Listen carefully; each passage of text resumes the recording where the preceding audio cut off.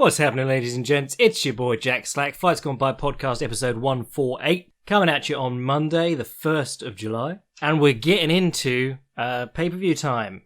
Next weekend, we've got John Jones versus Thiago Santos, Holly Holm versus Amanda Nunes, and other good fights that aren't mismatches. But we got some events to recap from the weekend. Not only was there a serviceable UFC event, there was a very good Cage Warriors event.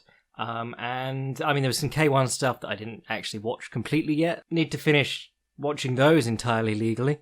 But there's not really a lot of news. There's just stuff, what happened over the weekend, and most of it was in the cage. So let's get into it. We'll start with the UFC event. Kicked off with your boy and mine, Junior Albini versus Maurice Green. Maurice Green looks like an actual heavyweight. Junior Albini fights like an actual heavyweight, but looks like he could probably get down to light heavyweight if he lost some weight. They've stopped Albini from doing that ridiculous thing with his shorts where he tucks them up so they look like a giant nappy. But he actually looked alright here. I was almost impressed by Junior Albini. He was throwing some combinations, some good body shots, some low kicks. Green was a considerably longer fighter, throwing out some jabs and stuff, but eventually stunned Albini, and then he thumbed him in the eye coming out of a clinch, and Albini was busy complaining about that and got wobbled by a jab and then knocked out. Standard heavyweight fare, but not as bad as it could have been. Amanda Ribas versus Emily Whitmere. This was 2 rounds of the same thing. First round started straight to the cage, climb up on the back, some fighting on the cage with her on her back. Finally shakes her off. Then the round ends, and then round 2 she comes out, immediately takes the back again, and scores the rear naked choke. After some good work from Mount, throwing some punches and some decent bows. Dalcha Lungiambula versus Dequan Townsend was a bit of a slog. Lungiambula, or Dalcha we'll call him, just kept running in, shifting punches with his head down, but did finally catch his man with a left hand and followed up on the ground to finish. What else was on this card? Okay, let's talk Eric Anders versus Vinicius Moreira. I put up a clip of Moreira throwing his back kicks against Alonzo Menifield. Just woeful. Kind of like Paul Craig if Paul Craig couldn't kick. If Paul Craig couldn't kick and couldn't punch, but kept kicking anyway. That's Vinicius Moreira. He's just terrible. But he did come out of this one actively pursuing the takedown, having got brutally knocked out in his last fight. Eric Anders, as we said, decent at stopping a takedown, stopped him from getting the takedown. Moreira tired himself out within a minute, came up out of the clinch, got hit with a right hand while he was turning the other way almost, and then just sparked. So Anders back in the win column after a rough run of, I think it was 3 on the trot that he'd lost at this point. What else was good? Drew Dober came out, sparked his man quickly with the left hand. I think Pichel versus Roosevelt Roberts was decent. Roberts' hands looked good, and then Pichel sort of pulled through. Not really amazing. Damian Maia versus Anthony Rocco Martin was... I mean, Maia got the win, so we were all happy, but it wasn't, like, impressive or anything. It was a massive step down in competition, and he still looked slow and old and not quite the killer that he was. Then you had Joseph Benavidez versus Jussier Formiga in the co-main. This was really interesting. Doubly interesting if you read the stuff on Reddit about the crazy woman who was getting into a fight with her children and some other man in the stands and was ejected halfway through, and that's why there's random cheering in the middle of the second round when neither man is really doing anything. But this was a good fight, good scrambly fight. Joe Benavidez always been very interesting on the ground, from the weird mounted guillotine that he caught Tim Elliott with to the cool funk rolls that he was doing to escape side control against, who was that? Was that McCall? But yeah, interesting on the ground, but spends a lot of his time on the feet, throwing really hard strikes for his weight class, but in a kind of retarded way. And Formiga missed a back takes 2019, this was really good because every time he'd scramble round towards Benavidez' back, Benavidez would use one of his hands to block the hook, roll through, end up on the other hip, and then either come up on top or scramble free. Very impressive stuff. Reminded me a little bit of, if you watch Keenan Cornelius roll with Marcelo Garcia. Marcelo Garcia, obviously king of the seatbelt. If he gets his over-under on you from the back, He can basically just follow you wherever you go. And Keenan Cornelius was very good at blocking with one hand and then rolling over to deny the other hook on the side that he was rolling to. So yeah, that was pretty cool. Finish was a head kick coming out of like a semi-clinch. Just the two had come together, came out, head kick from Benavidez, wobbles Formiga, and follows up with punches to put him down. Through this, I was thinking, well, every time they engaged, I was like, oh my god, Joseph Benavidez's striking is so ugly. And his chin's up in the air. He's got a massive head on his body, but his chin's always up in the air. And he's always swinging wide, but he throws very hard for the weight class. But I was thinking while I was watching this, a couple of years ago, people would have put him way above Kyoji Horiguchi. But I'm looking at his striking style and going, Kyoji Horiguchi would have a field day with some of the openings that he's presenting. Of course, Kyoji Horiguchi's problems have always come in the grappling. So very interesting matchup, which we might not see at the moment, but there's always the possibility with the UFC having this hot-cold relationship with flyweight. They cut most of the division, and then this flyweight fight for number one contender or whatever is co-main event on a card for some reason. They're really keeping us guessing. We're an abused spouse who doesn't really know what to think. And then the main event was Francis Ngannou versus Junior Dos Santos. Both men came out, threw naked low kicks, and everyone went, oh my god, both have evolved! Because at heavyweight, that's enough to be evolved. Oh, he throws heavy low kicks now. Even though Ngannou was throwing them back in his fights with random jobbers in the UFC, and then just got away from them because he was swinging the counter uppercut all the time. But yeah, Junior Dos Santos swings an overhand, overextends, turns his back, and Ngannou cracks him with the counter right hand. Very strange.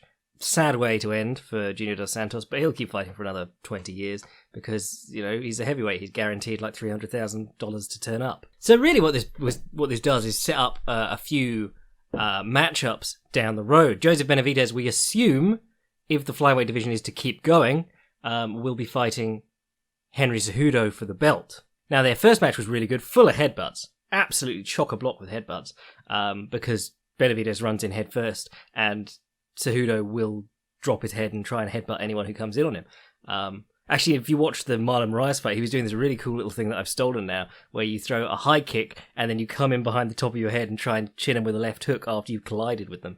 But at any rate, Benavidez versus Cejudo 2 sounds like fun. I think we all thought that the first one was a good scrap, and of course the point deduction made it very tricky. There was a lot of arguing over the scoring in that. Benavidez won that, didn't he? Yeah. And a lot of us thought that, Cejudo did the better work for most of the fight. But it'd be very interesting to see, with Cejudo's new confidence in his striking and the new, longer counter-striking style that he's been showing lately, especially against southpaws, what he'd be able to do with all the openings that Joseph Benavidez is showing off all the time. Sergio Pettis had a wonderful showing against Joseph Benavidez because Joseph Benavidez just kept running his face onto counterpunches. And then the main event obviously sets up a match either between... Well, I believe they're doing Stipe versus DC now. That's the last that we were updated on it. But when Francis Ngannou said that he wants the winner of that, Dana White said it's more complicated than that, which we kind of take to mean that Brock Lesnar might come back still, even though he's retired. But Ngannou versus either of them is a fun fight. People asking me, do you think he has a better chance at Stipe a second time round? I think the DC fight is, I feel like there's a more compelling case for him versus DC as, a better matchup for him than him against Stipe. What I've seen from him lately, beating these guys quickly, it doesn't really suggest that he could do anything that he couldn't do the first time against Stipe. Whereas Daniel Cormier doesn't have a slick feint and jab game. He isn't going to, feint you out and strike you up on the feet and then change to takedowns well, like Stipe Miocic. He's a much more straightforward sort of fighter, even though his hands have got much better. I feel like Stipe, if he fights the same way again and he doesn't get chinned, could probably do the same thing again to Ngannou. Ngannou has shown us nothing that suggests he could deal with that style in those recent fights, at least. Cormier is far more of a question mark because Cormier is still... A lot of what he does... I was watching the DC Jones 2 fight the other day, and he was phenomenal in that. But a lot of what Cormier does is still just not dive off the leg, reach out and grab the leg.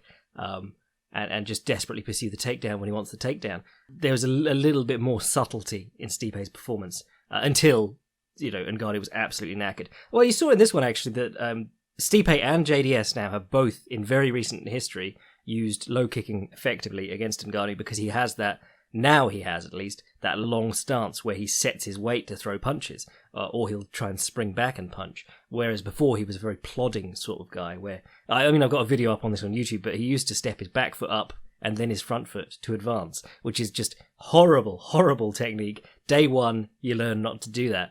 And he used to do that, and he got to the UFC doing that.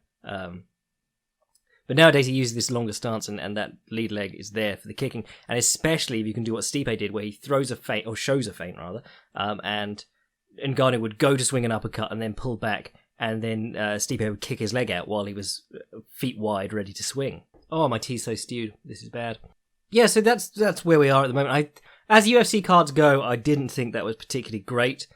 Really, what picked up a lot of the slack for me this weekend, or pun intended, was Cage Warriors. I thought that was really good. Now, Cage Warriors I've got checkered history with, because if you recall, they pulled Ringcraft 3 back at Fightland. So we had like 500,000 views on Ringcraft within a day, and then we had to take it down and take out the Cage Warriors shots, the Conor McGregor one this is, and then we put it up again and didn't get the full amount of hits that we should have got. So minor beef there, but they did put on a bloody good card. And it's interesting, I don't watch a lot of Cage Warriors, even though I should, because I'm part of the UK scene. I have friends who compete in Cage Warriors, or have competed in Cage Warriors. I should know more about it, but I just never really got into it. But now that it's on Fight Pass, and I realised how easy it is for me to watch, and there's so little else on Fight Pass, I gave it a watch, and I thought it was tremendous. What happened? Let's just talk about the main card. They had so many title fights that they had a title fight on the prelims as well. But the main card was pretty good. You had Fedine versus Creasy. Creasy was sort of outpointing him in the first 2 rounds, and then Fedine just decided that he was fighting then, and landed a good counter right hand and got the finish. A very strange sort of fight, slow paced, and then the guy just sort of woke up and did his thing. James Webb. Oh, this was a fantastic one. James Webb versus Natalis Frederick. We'll talk about that in a second, actually, because my boy Mads Burnell was fighting for the what belt was this? Oh, featherweight belt against Dean Truman. Commentators loved Truman, but I was watching Mads Burnell, and he's just got one of those styles that really appeals to me when I watch it. Uses cross guard from time to time, does a lot of head movement, and he puts his head out there as bait. When his head stops moving, it's because he wants the guy to punch at him. And every time they do, he slips inside the jab and throws the right hand over the top, or he throws the short right hand if they're squaring up to meet him. And it works fantastically. And he's throwing right hand to the body and left hook to the head, threw some good left digs to the body too. Really fun fighter, but he was having trouble because his thing is he does these cool little short counter punches and then gets in on a double leg. If you watched him against Arnold Allen, Allen was the southpaw, so he was in an open guard matchup, and he'd slip to the outside, throw this short right hand, and then he'd just drop on the double leg, and it worked several times. This time he had a lot of trouble. He was getting Truman to the fence, and then Truman would come off the fence with elbows and knees from that sort of longer clinch, and was able to hurt Mads with those. Got into the second round. Mads Burnell takes him down along the fence, basically waiting for Truman to turn up to his knees, and then he goes for the Japanese necktie, which is a Mads Burnell staple now. To put it in perspective, I think there's been 1 Japanese necktie finish in the UFC, or 2. Mads Burnell in his record has 1, 2, 3, 4. 4 Japanese neckties, and an anaconda choke, and a Bravo choke too, or a DAS, depending on what you want to call it.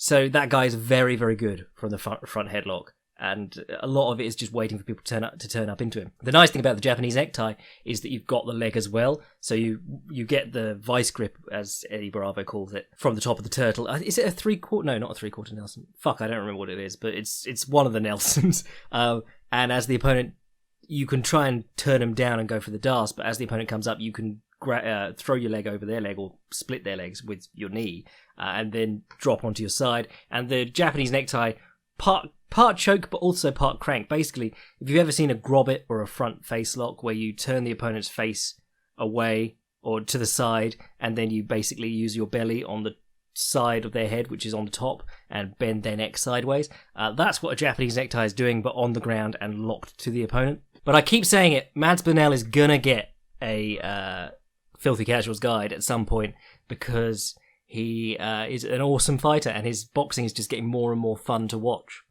Gets caught though. Don't think that I'm saying that he's defensively perfect. Who was it? It was one of the ones in Cage Warriors. He's been caught by a hard punch and then wobbling all over the place, but came back to win. But now in Cage Warriors, he's 3-0, and he's 3 submissions in those as well. Have I sold you on Mads Burnell yet? Are you going to buy Mads Burnell? What's it going to take for me to get you in one of these Mads Burnell bad boys? So then there was Jai Herbert versus Jack Grant. Jack Grant was billed as the grappler. Jai Herbert was billed as the striker. Basically, Jack Grant couldn't deal with straight punches. Straight hitting got Jack Grant's plums. He was really struggling to get out of the way of the straights coming down the centre. But he looked a good deal. Well, he looked like he cuts a lot of weight, is what I'd say. And he was doing really well getting the takedowns, but Jai Herbert was doing very well surviving and scrambling up. I think it was an up kick just towards the end of the fight, stunned Grant as Herbert scrambled up, and then Herbert just hammered him with punches to get the stoppage. Standing stoppage, but it wasn't too controversial because, every time that Grant got hit, it looked like he just went into autopilot, basically. But then we get into, the reffing stuff. So there's what... If you saw anything on Twitter after the fight, it was a lot of people filleting Mark Goddard for his performance in the main event, which I thought was good. I thought he did a very good job there.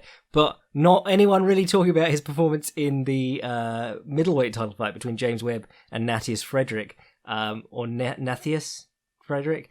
But this was truly bizarre, and it brought up the whole spiking thing again, which is always...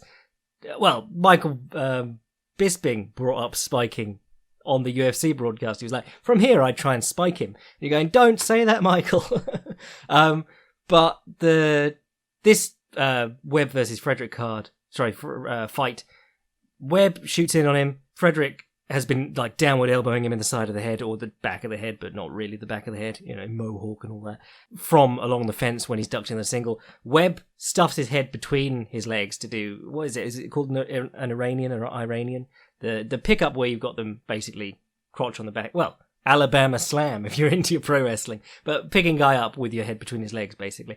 And Frederick goes through under the crotch with one hand, over the butt with the other. So basically, the cradle hold from the Gotch pile driver that Minoru Suzuki does is his finishing move in New Japan, and literally tries to do that. Picks him up so that his head is down and his hips are up, and then drops to his knees, and the guy luckily falls on his face. And people were saying, but Goddard said nothing about this at the time, and the commentators didn't talk about it, and then later they went back to him oh, that could have been a spike, by the way. And then in I think it was the 4th round, Frederick does it again, actually succeeds in dropping this dude straight on his head, trying to break his neck, and Goddard steps in and goes, no, you can't do this. And Frederick loses his mind because Mark Goddard's let him try it once already without saying anything. And basically Goddard deducts the point for talking back to him.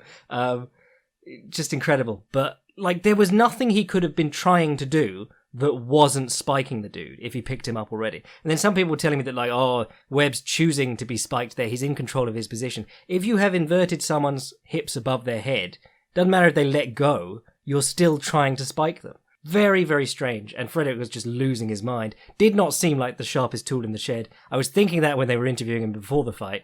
But during the fight, he was just swearing at everyone, shouting at everyone, complaining about everything. And then ended up getting a draw when he should have won, which was hilarious. Point deduction fucked him over into a draw. Absolutely magnificent. But the main event, Goddard was actually bang on the money, I thought. If you saw the main event, if you haven't seen the main event, go watch the main event and Mads Burnell. Those are the 2 things to watch from this card. But the main event was Nicholas Dalby, who you'll remember from fighting Darren Till in the UFC. He had a good run in the UFC, actually. And if you remember his striking style, it's a bit weird. It's kind of Seaver-esque. If you remember back in the day, Dennis Seaver used to end all his combinations with a lead leg high kick. Very weird sort of Kyokushin-y style of karate stuff. And that's Dalby's style. He was fighting Ross Houston, and I believe Dalby was the interim title holder, and Houston was the actual title holder or something like that. This fight was banging. Dalby gets sliced open by an elbow early, and it's up on his temple, and it looks like someone's just taken a scalpel and nicked it open. It's nasty, and it's already pouring blood, and this is the first 2 minutes of round 1. So they go back to work, and Dalby's putting a little bit of pep in his step now. He's going, okay, fuck, I've got to get something done in case this bleeds so profusely that they have to stop it. But everyone said it's not near your eye, so unless it's really bleeding, we should be all right. And it was really bleeding, because anytime they're on the floor, he put his head down on Houston's chest, and then the moment that he came up, you just see this huge pool of blood in the middle of Houston's chest. But they get to the break between the rounds, and between the first and the second round, the cut man does a great job of closing up the cut, putting some Vaseline on it, and it pretty much stops for the time being, and they go right back to it. And I was just thinking, if you're Houston, and you know it's just Vaseline, get in a clinch and just rub yourself against that cut with like anything you can. Anything to get the Vaseline off the actual bleeding area. But Houston comes in and he goes straight for a slicing elbow. He steps deep to try and hit him with the right elbow, and Dalby like ducks his head and counters with a short right straight. Very Mads Burnell-esque, if you ask me. And crumples Houston's nose, and Houston's just bleeding everywhere from his nose. And from that point on, this fight is just utter chaos. It's back and forward all over the place. They're landing hard knees on each other from the double collar tie, landing good elbows. They're scrambling all over the place. And by round 3, Nicholas Dalby stands over Houston's guard and he slips in the blood. It's absolutely incredible. You've never seen anything like it. And Mark Goddard's going, wipe him down. It's fucking ridiculous. He says, like, I'm going to give him to the end of the third round, which I think was probably the idea, because after the third round, you go to technical decision. But they get half a minute on from that, and he just goes, no, this is just ludicrous. They're sliding all over the place. And he calls it off, waves it off, no contest. I hope they both get their winning purse, or something like that. But it was a fantastic little fight, even without the bizarre stoppage. But you've got to watch it, because I've never seen any fight end like that. And I've watched a fuck ton of fights. Right, because it was a bit of a slow weekend, and I'm busy working on a Killing the King for this week, and yes, it's John Jones, it's not going to be Amanda Nunes, because why the fuck would I write a Killing the Queen about Amanda Nunes? Like, who would read that? First one in, 3-4 years, actually. So look forward to that. It's going to be a little bit of a twist on it, because we've done him before, but we're just sort of revisiting, because, selfishly, he keeps getting better. So get hyped for that, and get ready to share it online, because that always helps. But we're going to do a quick fire Q&A now, just from the Facebook, and then we'll get out of here until Thursday. So let's have a look at what is on your folks' minds. Piotr says, how do you think Adesanya will match up against the Australian Hapkido guy? I believe Piotr is the only person I've ever heard refer to Robert Whittaker as that, but I think it's very interesting, because what Robert Whittaker has is very good striking for an MMA fighter, generally, but really incredible takedown defense and ability to get back up. What you don't see him do so much is take other people down. He did more so against Uriah Hall, so maybe look for that sort of fight here more. But Adesanya is obviously a very, very skilled striker, with a good deal more feinting and activity than someone like Yoel Romero, and certainly doesn't just sort of throw in hope in the same way that Uriah Hall does. Whittaker very good generally at using distance and staying away from his opponents, and then using his own strikes. But again, this style of striking in MMA is very different to the style of striking in kickboxing. You're noticing low line straight kicks are way more important now. Rob Whittaker versus Yoel Romero, both fights were all low line straight kicks, and you won't see that anywhere in Glory. And that takes you to a real extreme of range, so that's very interesting. Obviously, Adesanya's most famous loss was in kickboxing, at least, was the knockout against Alex Pereira. I mean, that was a long old slog, but one of the things that makes Pereira such a tricky fighter to deal with anyway is that he's got a fantastic left hook, one of the better ones you'll see in kickboxing. Whittaker also has a fantastic left hook, and he does a very good job of throwing it off like weird kicks. So if you watch the Brad Tavares fight, and he did it to Yoel Romero too, but he'll throw like a right front kick to the face, just upwards, like on the spot, and then he'll put it down behind him and leap in with the left hook and catch guys that way. Very, very interested to see how these guys will match up. Obviously, I'll do something lengthier at the time, because I love me some Robert Whittaker, and Israel Adesanya has been my boy for ages. Kilometers says, White versus Coker, BKB. I mean, Dana White did box, or taught boxercise or something like that. But then there's that great photo of Scott Coker in the gi, a red gi, so that you know he's legit. but I would guess that Dana White probably takes better care of himself now. Brian says, does Joe B go up to 135, and if so, how does he fare there? I would expect him to do decently. I mean, I think the striking is considerably better up there than it is in what's left of the the flyweight division. You got a number of really good bantamweight strikers, and a lot of them can actually bang pretty well, sort of challenging that idea that guys south of lightweight didn't know how to hit. That was the thing back in the day. It was like, well, who wants to see these guys? They've got no knockout power. And you got like Dillashaw, Petr Yan, Thomas Almeida, Cody Garbrandt, John Lineker. Just this list of guys who, when they hit you, it matters. It makes a difference on the fight, which is not what you could say for like Jussier Formiga most of the time. Chris says, how will Rockhold fare at light heavyweight? Does he stand a chance against Jones? I think we all sort of underestimate Rockhold based on the very obvious flaw that has been exploited in his game like 3 times in a row now, or twice in a row, whatever. You know, I was pointing this out way back when, that he always just leans back and throws the check hook. I said, you know, he's going to get himself in trouble there, and then he did, and now everyone else is in this phase where it's like, oh no, he's just rubbish now. I think probably because I was always like, well, he could get in trouble there, I still realised that even what he does, even just the lean back right hook and the left body kick, he can murk an awful number of people. Even up at light heavyweight, I would guess. How many light heavyweights do you really have who are body kicking like Luke Rockhold? And to be honest, he could be another one who, firstly his chin, but also just his reactions and his speed and things, could all be better without draining himself with that weight cut preliminary to every fight. I think he's definitely strong enough that he could go at light heavyweight. And light heavyweight, we're getting into all this stuff, but you know, it's I don't think anyone's asked it, but I was thinking about DC versus Jones and the heavyweight question there, and it actually does interest me. You know, people are like, well, if he beat him at light heavyweight, why would he be scared to go up to heavyweight? And I'm not saying he's scared to go up to heavyweight, but he has said he doesn't want to. And it is interesting because if Cormier has 20, 30 pounds more to work with, and he isn't draining himself with a weight cut, he's going to have that in the clinch. John Jones's style, a lot of it is his very good footwork and ring awareness. And that requires, you know, as every few pounds you put on, you feel it in your footwork, especially if you move a lot.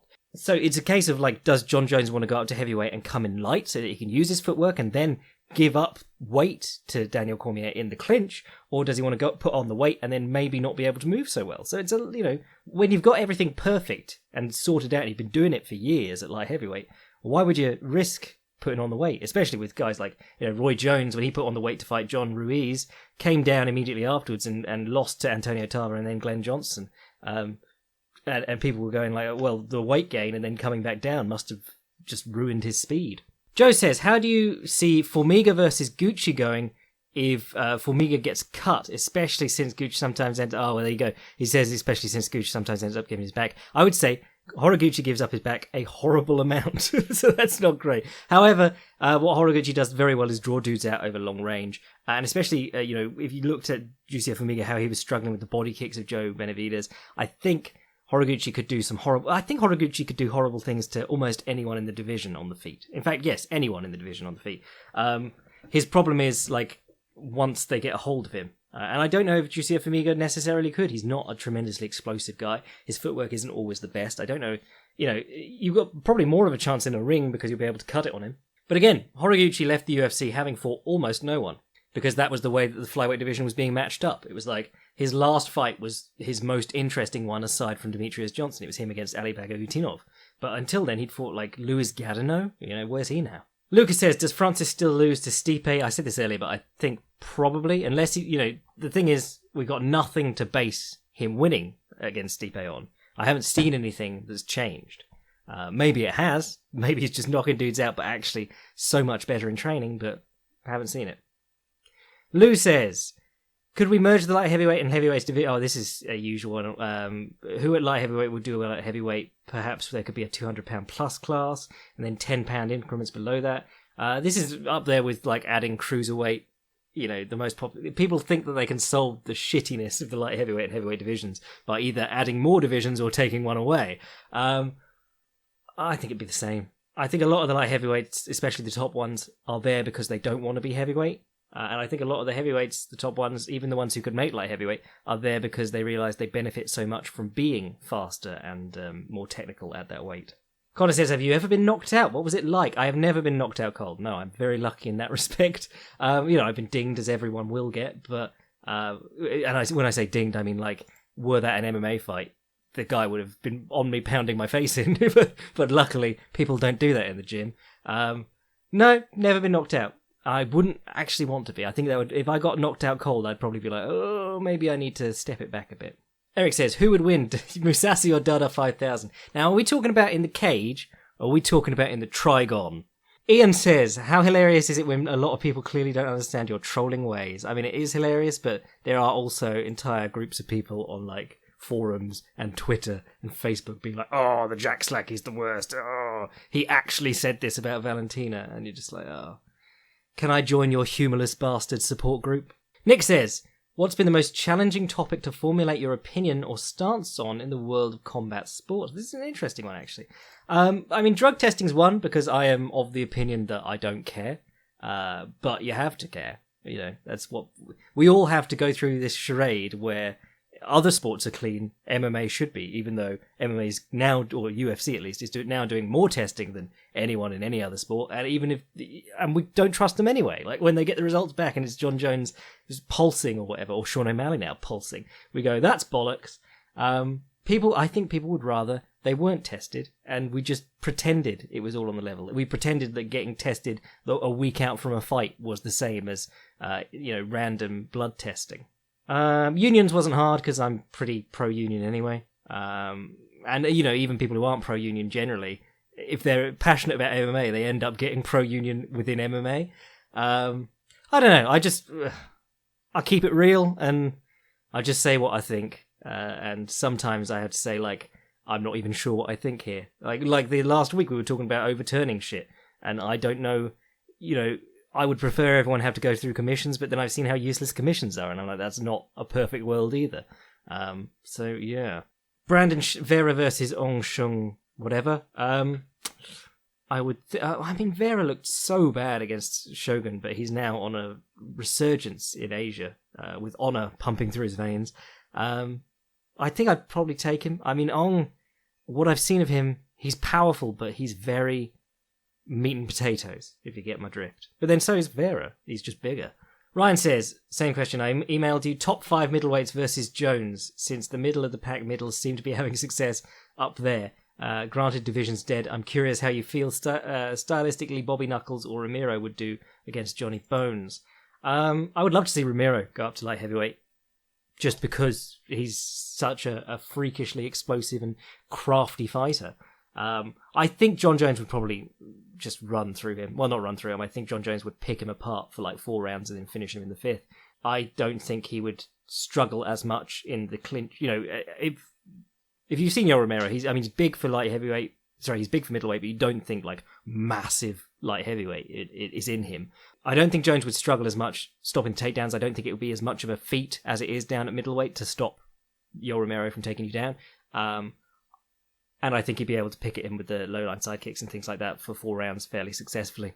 Who else is there? I mean, Adesanya... This is the weird stuff. Like, people getting well excited about this Adesanya-Jones beef. And you're like, they're only doing it because there's no one there to fight. It's not that, like, John Jones is so dominant now, because there was a period when he was so dominant and there were actually good fighters around. And now there aren't. we got no Gustafsson, we got no Rumble. DC's on the way out. There's just no one interesting for him to fight, so he's having to pick beefs with, or middleweights are picking beefs with him because, got to sell a fight somehow. Jacare, don't give him much of a chance because, he's just... Well, is Jacare even top 5 anymore? Hermansson, well, maybe. Hermansson does seem to be improving very rapidly. Gastelum, I think you're getting into like a laughably big size difference there. And Whittaker too, he came up from welterweight. I mean, he is not lacking size at middleweight, but I think if you went up to light heavyweight again and fought guys like Jones who are cutting to make the light heavyweight limit, you're talking a considerably bigger size difference. Sirius says, if you had to send either Diego Sanchez or BJ Penn to the glue factory, and use others to use the other to pull carriages around the city, who would you choose and why? Oh, well, Diego seems like a nice guy, even though he's absolutely nuts. So we'll keep him pulling carts around the city and taking photos with little children, and we'll send BJ to the glue factory. Joe says, do you watch Fleabag? I watched half of the first episode, and I was like, not my bag. Zhao says, Ben Askren has a real chances to be UFC champ? I think if it all lines up right, yeah, why not? Pavel says, thoughts on Craig Jones? Fuck Craig Jones. No, Craig Jones is awesome. I've been raving about Craig Jones for ages. I think since he stormed through ADCC a little while back. I would be very interested to see Craig Jones's bottom game in an MMA circumstance. Let's say he did like I hate combat jiu-jitsu. Let's say he were doing combat jiu-jitsu or something like that with, say, Tyron Woodley. Because if you watch Stephen Thompson, when he puts the knee shield in against Tyron Woodley in their first fight, Woodley just smashes his weight on it and continues hitting him in the head. Craig Jones has done very well with that low knee shield and pulling it to go into leg locks. It would be very interesting to see how he could work against someone like Woodley. Because, I mean, he murked Chael Sonnen in a grappling match within seconds. Masvidal or Askren, we'll get into that later. Better alternatives to the 10-point must system in MMA. Don't judge, just have draws, like Shuto, be home with the draw, even though Shuto does have judges. Crunchy or smooth peanut butter, neither. I'm a Nutella fighter. Are Jaffa cakes a biscuit or a cake? They actually the whole thing was that they wanted to, I think there's a tax on cake, but there isn't on biscuits, and they were trying to claim that they were biscuits, despite having cake in the name. Those fucking McVitie's people. One of them's on Made in Chelsea, the heir to the McVitie's fortune. But anyway, the finding was, and what should be common knowledge, is that if it goes hard over time, it's a cake. If it goes softer over time, it was a biscuit. How would John Jones do in a Glory fight? I think he would turn Glory's business around overnight, because everyone would go and watch it. But I think he'd do all right. The only thing that really... Well, I don't know. You don't see a lot of footwork like his in kickboxing. I think he ruthlessly abused tying up rules. Just tie up whenever he's in trouble. His hands aren't great, and there is a big emphasis on that in kickboxing. Even with guys like Sitichai, he has to throw his hands a lot more just to adapt to the judging there. They much prefer... Where in Thailand they put the knee and the elbow on the pedestal, and then kicks and then punches are like the afterthought in the eyes of the judges. Punching combinations in kickboxing, even against the guard, are what win you rounds. Carl asks, Octopath Traveler, what do? Collect all 8 and then do the chapters one at a time, or finish one plot, start the next? I haven't played Octopath Traveler, sorry. But do check out Katana Zero for the Switch. I've been enjoying that. And fuck Cuphead. I've basically given up on that. Anyway, I reckon that'll do us for today's Monday podcast. Bit of a weird one because there's not really any news going on. Probably a ton of news will break after I start rendering this episode, but before I publish it, just to fuck me over. But we'll be doing, as I said, Killing the King, John Jones, coming on the Fight Primer. If you can all share it, that'd be amazing. Going to have some Patreon stuff coming this week, and then we'll get back here on Thursday for a preview of the big event. So if you want to support the Patreon and get in on all the extra stuff that we do every week, click the link and go to the Patreon. If you want to read what I'm doing at any time, fightprimer.com. Bookmark it because you're going to want it for the Killing the King. And if you want to send an email to the podcast, fightsgonebypodcast@gmail.com. I'm your boy Jack Slack. Francis Ngannou's untouched treadmill bless.